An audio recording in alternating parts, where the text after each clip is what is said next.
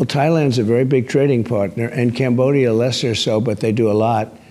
And I saw that, I read in a lot of different places, including yours, Breitbart, that they were really going at it. And they do. You know, they've had many conflicts and wars over the years. I guess it's a 500-year period. When I spoke to them, they said 500 years.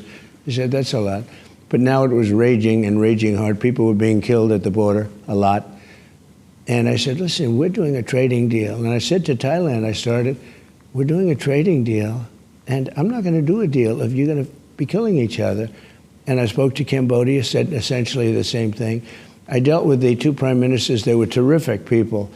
And they don't want to see a war, but somebody had to implement what I did. And we started a series of discussions back and forth. And within less than a day, we have it settled. And I guess now, based on what you're saying, they've just said we're going to have peace. That's great. Millions of people are going to be saved. You know, those wars turn out to be a disaster. Millions of people get killed, and it's total disruption. And it takes them 40 years to recover, and we were able to stop it before it really started, although, you know, a lot of people have already been killed. This week, the Department of Defense was busy returning the warrior ethos to our military, righting the wrongs of the previous administration, and making life better for our warfighters. Secretary of the Army Dan Driscoll ordered West Point to restore the school's crest on the Bibles at the West Point Cadet Chapel, reversing a Biden-era decision to not include the crest when replacing the Bibles. He also directed the chair of the West Point Board of Visitors to conduct a full review of the Academy's hiring practices, stopped outside groups from selecting Academy employees or instructors. The department is proud to share that this week, Fort Hood, named after World War I hero Colonel Robert Benjamin Hood, was unveiled.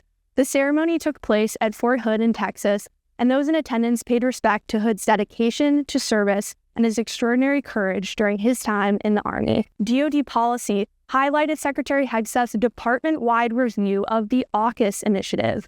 The department's assessment of this defense pact between the United States, the United Kingdom, and Australia will ensure it aligns with President Trump's America First approach. Finally, starting today, the Department of Defense will have a fully operational hotline to assist service members with moving trouble during this PCS season. Just call 1-833-MIL-MOVE MIL-MOVE for assistance.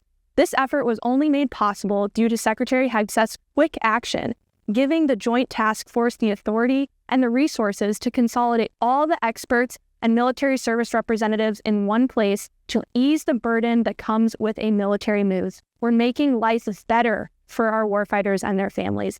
That's all we have for you this week. Thanks so much for watching. God bless you all, and God bless this great country we call home.